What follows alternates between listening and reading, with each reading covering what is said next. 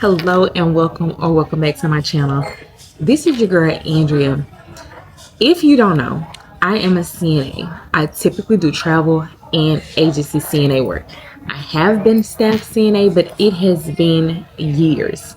Today's video, I want to focus on the pros of being a CNA slash agency and travel CNA. If you're interested in that type of content, stay tuned for the video. If you see me looking down, I'm a pen and paper type girl, so I do have my notes. First, let me just say, I will not be talking about the cons because yes, there are cons, but for me, there's way more pros. Okay, let's start with the length of time it takes to become a CNA. I became a CNA back in 2018. I actually took my program at my local community college. It was a 3-week program. Yes, it was a 3-week program. Time was 8 a.m. to 2 p.m. Monday through Friday for 3 weeks. The cost of my program, believe it or not, was $250. That same exact program is now $750. My daughter took the program in 2023. That is now a $750 program.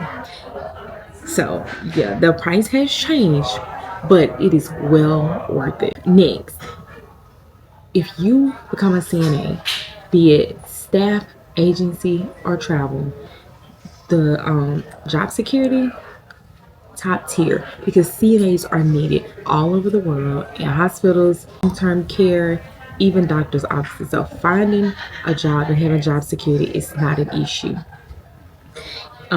Patient interaction for me is a pro because you get to meet new people, you get to interact with the patients directly, and again, patient interaction, you may have, especially if you choose agency or travel, you may interact with that same patient or different patients 13 weeks if it's a travel assignment, and you're gone. So you don't have to feel like I'm stuck with these same patients for the next 10, 15, even 20 years. So patient interaction is important, and the length of patient interaction is very important to me because sometimes patients can wear you out. Patients can wear you out. And when you're staff, it's important to know that when you choose a group, a lot of times it's hard to change that group sometimes once it's fully staffed, which not likely, but if it's hard, it can be difficult to change your group. And so patient interaction is going to be a big deal, especially if you work different types of units, such as the dementia unit. You may grow weary on that unit at times. I have worked a dementia unit, and having the same group every time I went in the building wore me out, literally wore me out. So that is a pro when you're agency and your travel. 13 weeks, I'm out and I don't have to see you again. Or I'm working this facility today, I'm not coming back until next week. I can't come here but once or twice a month. However you look at it, then you don't have to be worn out with patient interaction from the exact same type of patient or the exact patient. Next thing for me is going to be travel. I am on a 7-day cruise right now, and we stopped at 3 different ports. No, this is not what the video is about, but we went to Key West, Freeport, Bahamas. Oh, I'm sorry. Look, you scared me. Oh, I'm sorry. No, you're fine. I came up. Okay, like I was saying, that Key West, Freeport, Bahamas, Nassau, Bahamas, and today is a day at sea. And it's actually our last day, but you get to travel being a travel CNA. So there's local travel assignments, travel as in leaving your state, going to a different state. They even have CNAs on the cruise ships. So that is for me, that is a big pro, being able to travel. So far, I have been to California as a strike CNA. I've been to Colorado. I was in Colorado last year for 6 months. I've been to Louisville, Kentucky. I was in Miami for about 6 months.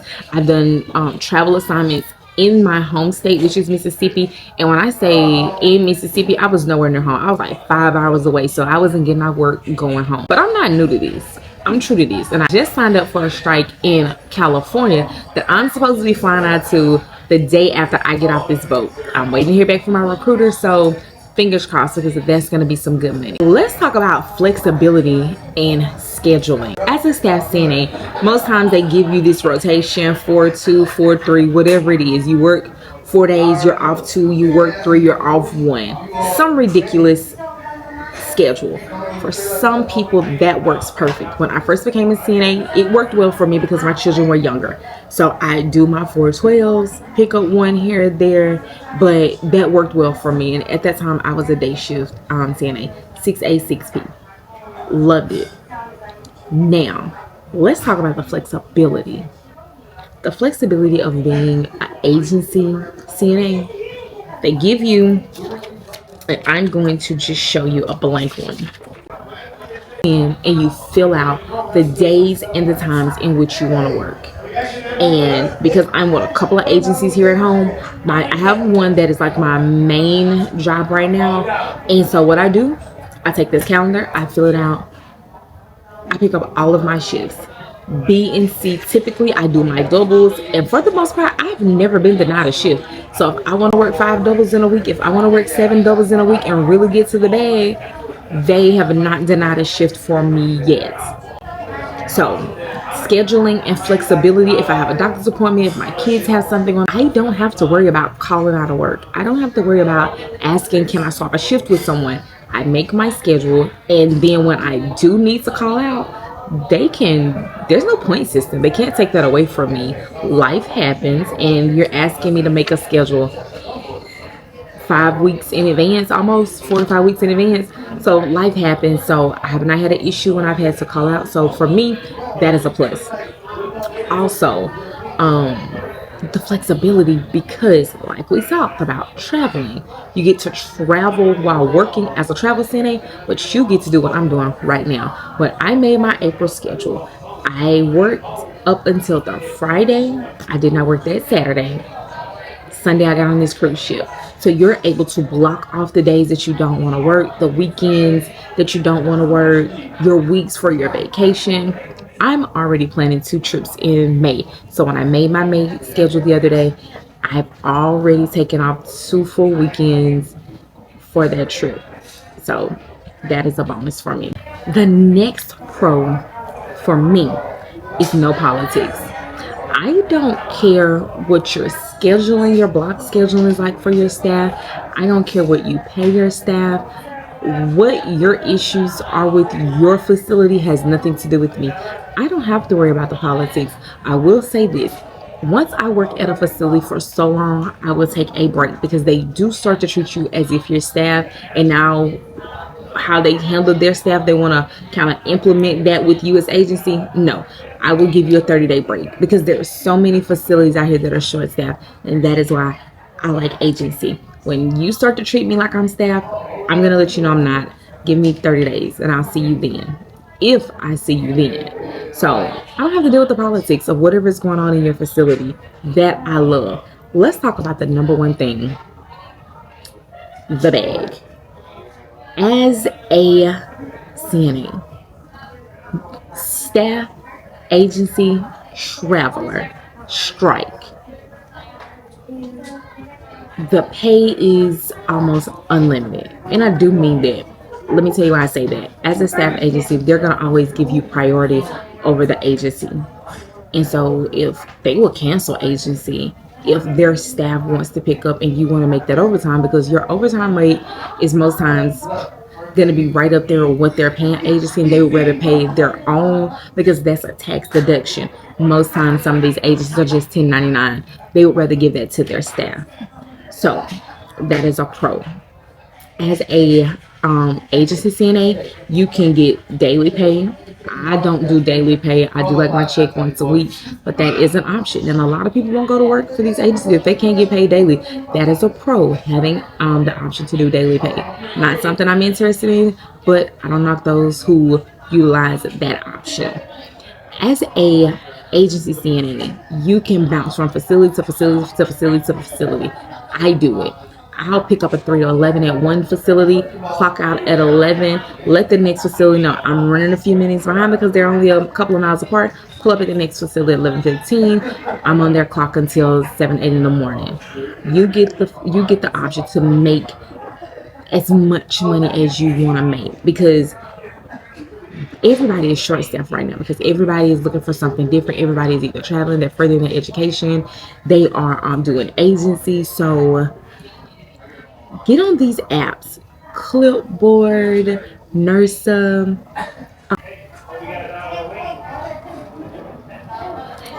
and that's not even all of them. I have so many apps to different agencies on my phone. And even if you're on a travel assignment, do not just make that money on that travel assignment. On your days off, pick up in those apps. I have also worked 2 contracts at the same time in one city with 2 different agencies. I was able to pocket both stipends and my regular pay with both of those agencies. So let me tell you how I was able to do that. 7 days in a week. I got with the first contract. I got with their staffing coordinator. I let her know I needed to work Sunday, Monday, Tuesday, Wednesday, 4 12s. That was my 48 hours. My contract was for 48 hours. I worked 4 12s back to back. I got with the staffing coordinator with my other agency and let them know I wanted to just work weekends. So they gave me 3 12s. It was a 36-hour contract. I worked Thursday, Friday, Saturday. I was able to get both of those stipends and I made a bag. There is a way to get to the money. Do not put limits on yourself. Take advantage of being a CNA. Don't let anyone make you feel like you're at the bottom of the barrel. You can't make any money and it's not worth it. In 2025, it is still worth it to be a CNA. The travel assignments right now are not top tier. That's why I'm not on one, because I can make the same money at home.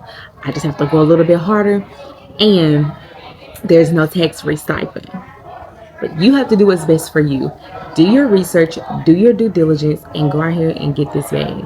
At the end of the day, it's what you make of it. And that is what I always tell people. That is what I tell my daughter. She's 20.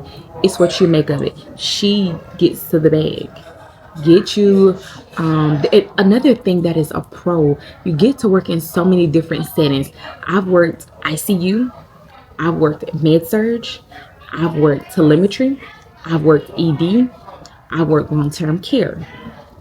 Work in different settings, and now I'm working behavioral health. That way, when you opportunity comes up for a strike, you get to submit yourself because you have all of that experience. So, again, being a CNA is what you make of it. The money is out here. Don't sleep on it. Get to the bag. That is all for this video. If you like this type of content, please like, comment, and subscribe, and I will see you in the next one.